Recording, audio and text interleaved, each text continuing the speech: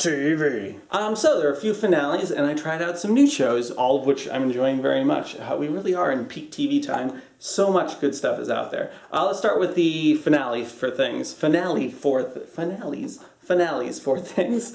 Homeland and The Affair. Both ended fine, neither of which really blew me away. The Homeland finale felt a little bit too plot-driven, just kind of like, oh, we gotta, kill Allison, and we gotta, wrap up this whole storyline, and we gotta give Carrie's old boss some really creepy line about how they should be partners in every way possible. But it was fine. The stuff going on with Quinn is pretty poignant because he seems like such an easy character to just be like, oh yeah, he's gonna recover, he'll be fine. And this season finale really does cast serious doubt that he'll recover. It really seems like, Carrie's about to unplug him there. I really hope they don't have him miraculously waking up right before she does it or something like that. I think Quinn's a fantastic character, but if this is where they kill him, I think they've served him well. It's a really, really cool arc that he's gone through, really fascinating, very deep character.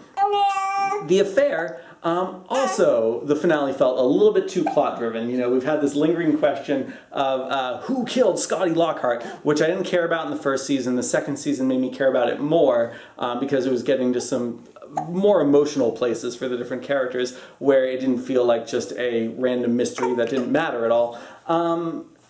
The funny thing is, after the finale, the question really isn't who killed Scotty Lockhart, it's who didn't kill Scotty Lockhart. We have you could say four people, all of whom have some level of blame for his death. We have Cole getting Scotty angry and having him drinking again. We have Allison pushing him to the road. We have Noah telling Helen that she needs to drive, and then Helen ultimately hitting him. And yeah, it sets up everything and justifies a lot of things for why everyone's been acting so weird about this whole case, and why Helen made sure that Noah had the best lawyer, and why they've been so cordial to each other.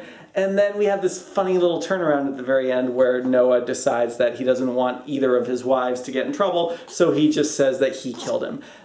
It is kind of chivalrous, and I kind of get it, but now that we know the whole story, it's frustrating to be like, okay guys, this really was all an accident. There was no, malcontent, nothing malevolent going on. They should have just told the truth.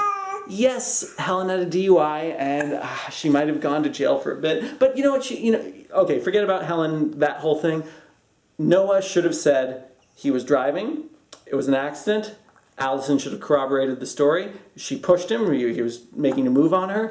It was foggy. No one could see. The visibility, I'm sure, is something everyone could be on the same page about. And yeah, maybe Noah would have gone to jail for a little bit or something like that. Accidental manslaughter, who knows? Or it could have been actually written off as a true accident.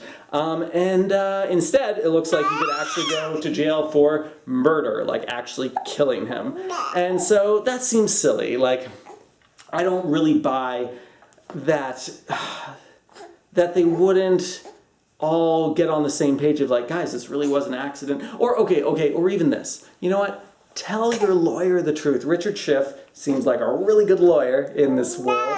And yeah, Alistair agrees too. And I would have told him everything. I would have said, look, here's what happened. I was driving with my wife. She already had DUI, but I asked her to drive because I really wasn't feeling well, and for some reason we didn't want to take a taxi, and it was an accident, and Allison pushed him, blah, blah, blah, blah, blah. And I would have said, look, how do we deal with this in a way that gives us the best chance of a minimum sentence or the whole thing being thrown away? Lawyers are good at that kind of stuff. So, I found it very frustrating that they didn't explore that. And yeah, this is more dramatic, but at what cost? So that was that.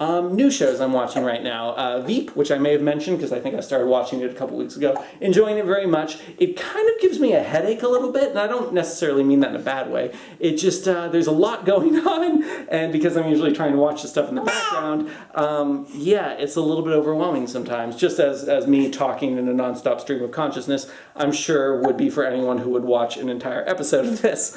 But I'm enjoying it a lot. I think Julia Louis-Dreyfus is great, and the characters are all fascinating. It's great to see Buster in there. So I think I'll keep watching it.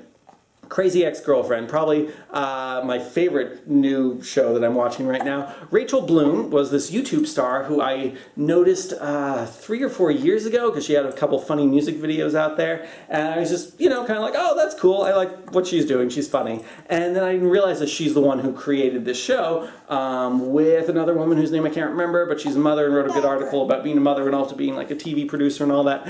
But it's a really funny show. I'm digging this so much, and it's clearly a show that, you know, is very much from like a female perspective, and might even be aimed more at a female audience. But I think it's so clever and so well written and funny, and the characters are all fascinating. And the premise is so simple. Just, you know, very successful, kind of anxiety-prone young girl who had a huge crush on a guy when she was like 16 in summer camp, and dated that guy over the course of the summer, sees him again in New York, finds out that he's moving back home, and she decides to follow him in hopes that it'll change her very sad life. And so she does. And not only is that a pretty fun, potent premise in itself, making a horrible decision to start off her whole journey, but these musical numbers, which are very much like the YouTube videos Rachel Bloom has had, I don't know if she's thinking anyone's outside of the show, that wouldn't make any sense, but it's a lot of fun. These musical numbers are well produced, and they're catchy, and it's got that, I'd say, a Flight of the Conchords level of kind of irreverent humor,